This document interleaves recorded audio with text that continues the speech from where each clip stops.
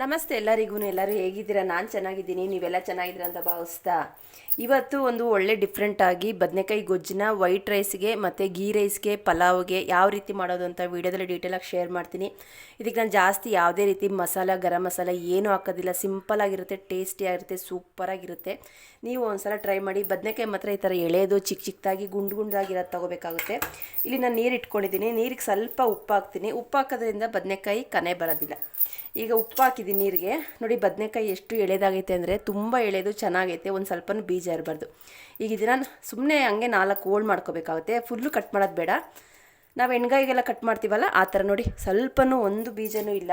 ಈಗ ಇದನ್ನೆಲ್ಲ ನಾನು ಇವಾಗ ತುಂಬ ಚೆನ್ನಾಗಿರುತ್ತೆ ಫ್ರೆಂಡ್ಸ್. ಒಂದ್ಸಲ ನೀವು ಟ್ರೈ ಮಾಡಲೇಬೇಕಾಗುತ್ತೆ. ಇದು ಒಳ್ಳೆ ಟೇಸ್ಟು ಅಂತ ಹೇಳ್ತೀನಿ. ಬಿಸಿ ಬಿಸಿ ಅನ್ನಕ್ಕಂತೂ ತುಂಬ ಅಂದರೆ ತುಂಬ ಚೆನ್ನಾಗಿ ತಿಂತಾಯಿದ್ರೆ ಬಾಯಿ ಚಪ್ಪಿಸ್ಕೊಂಡು ತಿನ್ನಬೇಕು. ಕೈಯೆಲ್ಲ ಇಷ್ಟು ಟೇಸ್ಟಿಯಾಗಿತ್ತು ಅಂತ ಅಂದ್ಕೊಂಡು ಬಾಯಿ ಚಪ್ಪಿಸಿ ತಿಂತಾರೆ ಅಂತಾರಲ್ಲ, ಆ ಥರ ಟೇಸ್ಟ್ ಬರುತ್ತೆ ನೋಡಿ. ಇವಾಗ ನಾನು ಈ ಬದನೆಕಾಯಿನೆಲ್ಲ ಇವಾಗ ನೀಟಾಗಿ ಕಟ್ ಮಾಡಿಕೊಂಡು ತೊಗೊಂಡು ಬರ್ತೀನಿ. ಇಲ್ಲಾಂದರೆ ವೀಡಿಯೋ ಲೆಂತಿ ಆಗುತ್ತೆ, ಯಾರು ನೋಡೋದಿಲ್ಲ, ಬೋರ್ ಆಗೋಗುತ್ತೆ ಅಂತೇಳಿ ಇದನ್ನ ಬದನೆಕಾಯಿ ಎಲ್ಲ ನೀಟಾಗಿ ಕಟ್ ಮಾಡ್ಕೊಂಡು ಬರ್ತೀನಿ. ನೋಡಿ ಈ ಥರನೇ ಕಟ್ ಮಾಡಬೇಕು, ಫುಲ್ ಕಟ್ ಮಾಡೋದು ಬೇಡ ಫ್ರೆಂಡ್ಸ್. ನೋಡಿ ನಾನು ಇಲ್ಲಿ ಬದನೆಕಾಯಿ ಎಲ್ಲ ನೀಟಾಗಿ ಕಟ್ ಮಾಡಿಟ್ಕೊಂಡಿದ್ದೀನಿ. ಅರ್ಧ ಕೆ ಜಿಗಿಂತ ಕಮ್ಮಿ, 1/4 ಕೆ ಜಿಗಿಂತ ಜಾಸ್ತಿ ಐತೆ. ನಾವೆಷ್ಟು ತಂದು ಮಾಡ್ತೀವೋ ಅಷ್ಟು ನಾವು ಮಸಾಲೆ ಹಾಕಬೇಕಾಗುತ್ತೆ. ಇವಾಗ ಪಟ ಅಂತ ಮಾಡೋದನ್ನ ಶೇರ್ ಮಾಡ್ತೀನಿ ವೀಡಿಯೋನ. ನೀವು ಒಂದ್ಸಲ ಖಂಡಿತ ಇದನ್ನು ಟ್ರೈ ಮಾಡಿ, ನಿಮಗೂ ಇಷ್ಟ ಆಗುತ್ತೆ. ಇಲ್ಲಿ ನಾನೊಂದು ಮಿಕ್ಸಿ ಬಟ್ಲು ತೊಗೊಂಡಿದ್ದೀನಿ. ಮಿಕ್ಸಿ ಬಟ್ಲಿಗೆ ಏನೇನು ಹಾಕ್ತೀನಿ ಅಂತ ಹೇಳ್ತೀನಿ. ಬೆಳ್ಳುಳ್ಳಿ ಇಷ್ಟೇ ಇದಕ್ಕೆ ಬೇಕಾಗಿರೋದು. ಬೆಳ್ಳುಳ್ಳಿ ಒಂದು 3 ಗಡ್ಡೆ ಸಣ್ಣ ಸಣ್ಣದು ನಾಟಿ ಬೆಳ್ಳುಳ್ಳಿ. ಇದು ಮನೇಲಿ ಯಾವುದಿರುತ್ತೋ ಅದೇ ಕೂಡ ನಡೆಯುತ್ತೆ. ಇಲ್ಲಿ ನಾಟಿ ಬೆಳ್ಳುಳ್ಳಿ ನಾನು 3 ಗಡ್ಡೆ ತೊಗೊಂಡಿದ್ದೀನಿ. ಮತ್ತು ಕೊತ್ತಂಬರಿ ಸೊಪ್ಪು ಎಲ್ಲ ದಂಟು ಸಮೇತನೇ ಹಾಕಬೇಕು. ಇದಕ್ಕೆ ಮೇನ್ ಬಂದು ಜೀರಿಗೆ ಹಾಕಬೇಕು. ನಾವೆಷ್ಟು ಜೀರಿಗೆ ಹಾಕ್ತೀವಲ್ಲ ಅಷ್ಟು ಟೇಸ್ಟ್ ಚೆನ್ನಾಗಿರುತ್ತೆ. ಜೀರಿಗೆ ನಾನು ಈ ಸ್ಪೂನಲ್ಲಿ 2.5 ಸ್ಪೂನಷ್ಟು ಜೀರಿಗೆ ಹಾಕ್ತೀನಿ. ಮೇನ್ ಇದಕ್ಕೆ ಜೀರಿಗೆ ಬೆಳ್ಳುಳ್ಳಿನೇ ಮಸಾಲೆ ಕೊಡೋದು, ಅದಕ್ಕೆ ಹೇಳ್ತಾ ಇದ್ದೀನಿ. ಸ್ವಲ್ಪ ಜೀರಿಗೆ ಬೆಳ್ಳುಳ್ಳಿ ಜಾಸ್ತಿ ಹಾಕಬೇಕಾಗುತ್ತೆ. ನಾನಿಲ್ಲಿ 2.75-3 ಸ್ಪೂನಷ್ಟು ಹಾಕ್ತೀನಿ. ಯಾಕಂದರೆ ಜೀರಿಗೆ ಬೆಳ್ಳುಳ್ಳಿಯಿಂದನೇ ಈ ಬದನೆಕಾಯಿ ಗೊಜ್ಜು ಟೇಸ್ಟ್ ಕೊಡೋದು. ಇವಾಗ ಇದನ್ನು ಸ್ವಲ್ಪ ನೀರು ಹಾಕ್ಕೊಂಡು ನೈಸಿಗೆ ರುಬ್ಬಬೇಕಾಗುತ್ತೆ. ಸ್ವಲ್ಪನೇ ನೀರು ಹಾಕಬೇಕು, ಜಾಸ್ತಿ ನೀರು ಹಾಕೋದು ಬೇಡ. ಇದಕ್ಕೆ ಇನ್ಯಾವುದೇ ರೀತಿ ಕಾಯಿ ಹಾಕೋದು ಬೇಡ, ಏನು ಹಾಕೋದು ಬೇಡ. ಇಷ್ಟೇ ಇದಕ್ಕೆ ಮಸಾಲೆ. ಇವಾಗ ಇದನ್ನು ನೈಸಿಗೆ ಪೇಸ್ಟ್ ಮಾಡಿಕೊಂಡು ಬರ್ತೀನಿ ಬೇಗ ಫ್ರೆಂಡ್ಸ್. ನಾನು ಇದನ್ನು ನೋಡಿ ರುಬ್ಕೊಬಂದಿದ್ದೀನಿ. ಇಷ್ಟು ನೈಸ್ಗಾದರೆ ಸಾಕು. ಇದಕ್ಕೆ ಇನ್ನೇನು ಮಸಾಲೆ ಬೇಡ. ಇವಾಗ ಪಟ ಅಂತ ಮಾಡೋದನ್ನ ತೋರಿಸ್ತೀನಿ ಬನ್ನಿ. ಕುಕ್ಕರ್ನ ಬಿಸಿಗೆ ಇಟ್ಕೊಂಡಿದ್ದೀನಿ. ಕುಕ್ಕರ್ ಬಿಸಿ ಆಗ್ತಿದ್ದಂಗೆ ಎಣ್ಣೆ ಹಾಕಬೇಕು. ಸ್ವಲ್ಪ ಇದಕ್ಕೆ ಎಣ್ಣೆ ಜಾಸ್ತಿ ಇರಬೇಕು. ನಾನಿವಾಗ ಇದಕ್ಕೆ ಎಣ್ಣೆನ ನಮಗೆ ಎಷ್ಟು ಬೇಕೋ ಅಷ್ಟು ಹಾಕ್ತಾಯಿದ್ದೀನಿ. ಇದಕ್ಕೆ ಸ್ವಲ್ಪ ಎಣ್ಣೆ ಜಾಸ್ತಿ ಇದ್ರೇ ಚೆಂದ ತಿನ್ನೋದಕ್ಕೆ. ಸ್ವಲ್ಪ ಎಣ್ಣೆ ಬಿಸಿ ಆಗಲಿ. ಎಣ್ಣೆ ಬಿಸಿ ಆಗ್ತೈತೆ. ಎಣ್ಣೆ ಬಿಸಿ ಆಗ್ತಿದ್ದಂಗೆ ಸಾಸಿವೆ ಹಾಕೋಬೇಕಾಗುತ್ತೆ. ಜೀರಿಗೆ ನಾವು ಆಲ್ರೆಡಿ ರುಬ್ಬಕ್ಕೆ ಹಾಕಿರೋದ್ರಿಂದ ಸಾಸಿವೆ ಒಂದೇ ಸಾಕು. ಇದಕ್ಕೆ ಇನ್ಯಾವುದೇ ರೀತಿ ಜೀರಿಗೆ ಬೇಡ. ಇದಕ್ಕೆ ಕರಿಬೇವಿನ ಸೊಪ್ಪು, ಸ್ವಲ್ಪ ಕರಿಬೇವಿನ ಸೊಪ್ಪನ್ನ ಜಾಸ್ತಿ ಹಾಕ್ತೀನಿ. ಯಾಕಂದರೆ ತಿನ್ಬೇಕಾದ್ರೆ ಕರಿಬೇವಿನ ಸೊಪ್ಪು ಫ್ಲೇವರು ಕೂಡ ಅಷ್ಟೇ ಚೆನ್ನಾಗಿ ಸಿಗುತ್ತೆ. ಅದಕ್ಕೋಸ್ಕರನೇ ಕರಿಬೇವಿನ ಸೊಪ್ಪು ಹಾಕ್ತಾಯಿದ್ದೀನಿ. ಸ್ವಲ್ಪ ಇದೆಲ್ಲ ಸಿಡಿಲಿ. ಕರ್ಬೇವಿನ ಸೊಪ್ಪು ಸಾಸಿವೆ ಸಿಡಿತಾ ಐತೆ. ಇಲ್ಲಿ ಒಂದು 6ರಿಂದ 7 ದಪ್ಪ ಈರುಳ್ಳಿ, ಇಷ್ಟು ದಪ್ಪದು 7 ಈರುಳ್ಳಿನ ಕಟ್ ಮಾಡಿ ಇಟ್ಕೊಂಡಿದ್ದೀನಿ. ಎಷ್ಟು ಸಣ್ಣಗಾಗುತ್ತೋ ಅಷ್ಟು ಸಣ್ಣದಾಗಿ ಕಟ್ ಮಾಡ್ಕೊಂಡಿದ್ದೀನಿ ಚಾಪರಲ್ಲಿ. ಇವಾಗ ಇದನ್ನು ಡೈರೆಕ್ಟಾಗಿ ಈ ಎಣ್ಣೆಗೆ ಹಾಕಿ ಫ್ರೈ ಮಾಡ್ತೀನಿ.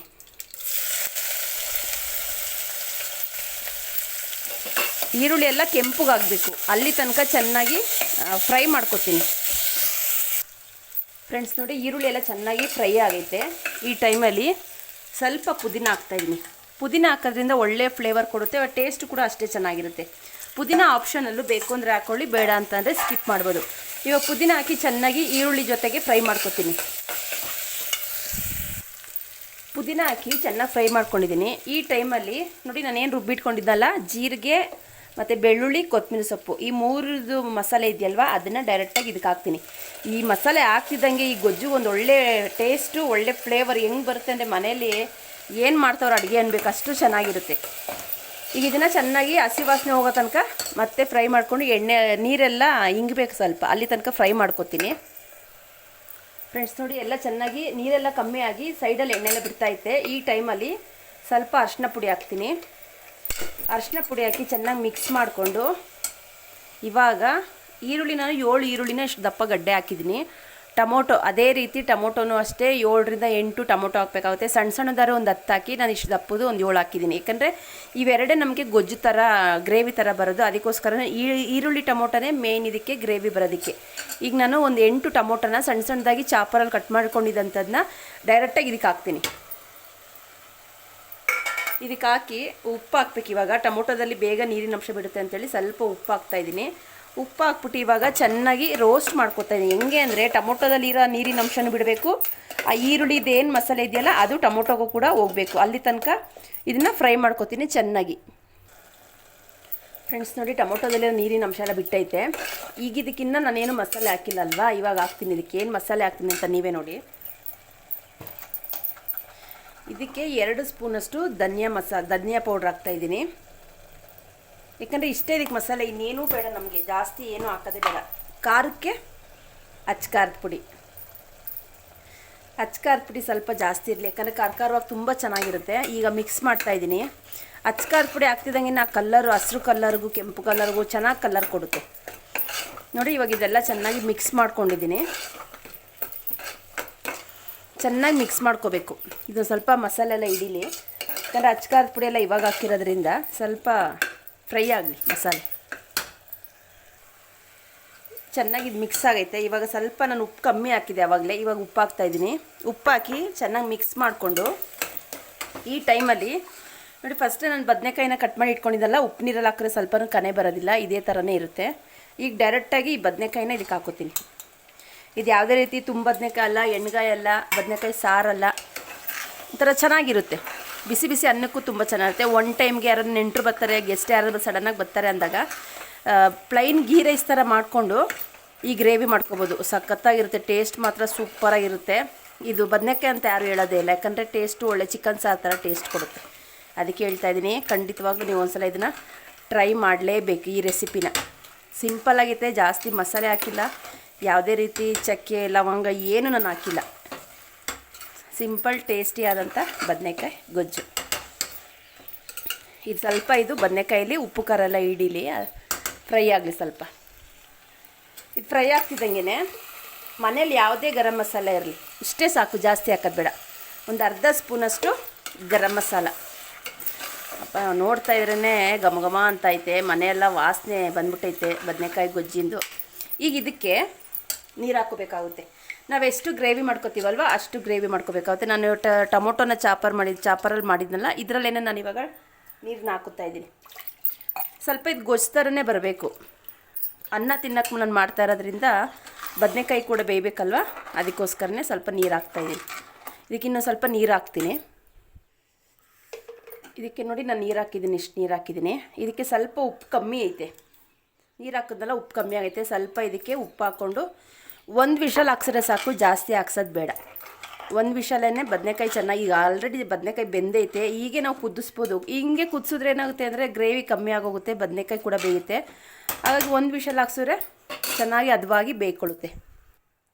ಇವಾಗ ನಾನು ಇದನ್ನು ಲಿಡ್ನ ಕ್ಲೋಸ್ ಮಾಡಿ 1 ವಿಷಲ್ ಮಾತ್ರ ಹಾಕೋತೀನಿ, ಜಾಸ್ತಿ ಹಾಕೋದಿಲ್ಲ. ಫ್ರೆಂಡ್ಸ್ ನೋಡಿ, ಆರಿದೆ ಇಲ್ಲಿ ಕುಕ್ಕರ್ ತಣ್ಣಗಾದ್ಮೇಲೆ. ನೋಡಿ ಎಷ್ಟು ಚೆನ್ನಾಗೈತೆ. ನಿಜವಾಗ್ಲೂ ಹೇಳ್ತೀನಿ, ಒಂದು ಸಲ ನೀವು ಟ್ರೈ ಮಾಡಲೇಬೇಕು. ಪ್ಲೈನ್ ಗೀ ರೈಸ್ಗೆ ವೈಟ್ ರೈಸ್ಗಂತೂ ಸೂಪರ್ ಕಾಂಬಿನೇಷನ್ ಅಂತಲೇ ಹೇಳ್ತೀನಿ. ಇವಾಗ ಇದನ್ನು ಟೇಸ್ಟ್ ಮಾಡೋ ಟೈಮ್ ಹೇಗೆ ಬಂತು ಅಂತ ನಿಜ ಹೇಳ್ತೀನಿ. ಅಂದರೆ ಇದು ಚಪಾತಿಗಾಗಲಿ ಸೆಟ್ ಆಗೋದಿಲ್ಲ, ಚಪಾತಿಗೆ ಪೂರಿಗೆ ಎಲ್ಲ ಸೆಟ್ ಆಗೋದಿಲ್ಲ. ವೈಟ್ ರೈಸಿಗೆ ಮಾತ್ರ ಸೆಟ್ ಆಗುತ್ತೆ. ವೈಟ್ ರೈಸು, ಗೀ ರೈಸು, ಯಾಕಂದರೆ ಪಲಾವ್ಗೆಲ್ಲ ನಾವು ಖಾರ ಹಾಕ್ತೀವಲ್ವ, ಇದಕ್ಕೂ ಖಾರ ಹಾಕಿರೋದ್ರಿಂದ ಪ್ಲೈನ್ ಗೀ ರೈಸ್ಗೂ ಸೆಟ್ ಆಗುತ್ತೆ. ವೈಟ್ ರೈಸ್ಗಂತೂ ಸೂಪರ್ ಅಂತಲೇ ಹೇಳ್ತೀನಿ. ಇವಾಗ ಇದನ್ನು ಟೇಸ್ಟ್ ಮಾಡೋ ಟೈಮ್. ರೈಸ್ ಹಾಕುತ್ತಾ ಇದ್ದೀನಿ, ಯಾಕಂದರೆ ಇದು ವೈಟ್ ರೈಸಿಗೆ ಚೆನ್ನಾಗಿರೋದ್ರಿಂದ ನಾನು ವೈಟ್ ರೈಸ್ಗೆ ಸರ್ವ್ ಮಾಡ್ತಾಯಿದ್ದೀನಿ. ತುಂಬ ಚೆನ್ನಾಗಿರುತ್ತೆ. ಖಂಡಿತವಾಗೂ ನೀವು ಒಂದು ಸಲ ಟ್ರೈ ಮಾಡಲೇಬೇಕು.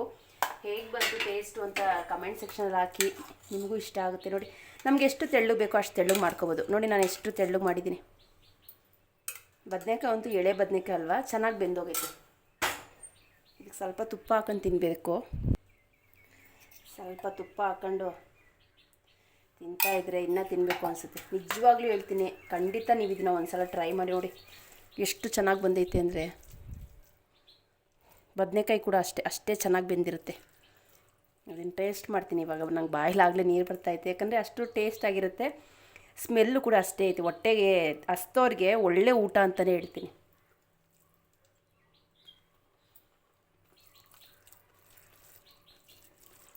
ಖಾರವಾಗಿ ಆ ಬೆಳ್ಳುಳ್ಳಿ ಫ್ಲೇವರು, ಜೀರಿಗೆ, ಅದು ಕೊತ್ತಂಬರಿ ಸೊಪ್ಪು ನಾವು ಏನು ರುಬ್ಬಾಕಿದ್ವಲ್ಲ, ಅದ್ರ ಫ್ಲೇವರೆಲ್ಲ ತುಂಬ ಚೆನ್ನಾಗಿ ಕೊಡ್ತಾಯಿದೆ.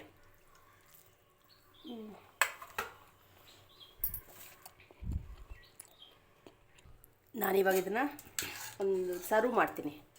ತಮ್ಮನೇಲಿ ಹಾಕೋಕ್ಕೆ ಬೇಕಲ್ಲ. ನಿಜ ಹೇಳ್ತೀನಿ, ತುಂಬ ಚೆನ್ನಾಗಿರುತ್ತೆ. ನೀವು ಒಂದು ಸಲ ಟ್ರೈ ಮಾಡಿ. ನಾನಿವತ್ತು ಮಾಡಿದ್ದು ಹೇಗೆ ಬಂತು ಅಂತ ಕಮೆಂಟ್ ಸೆಕ್ಷನ್ಗೆ ಹಾಕಿ.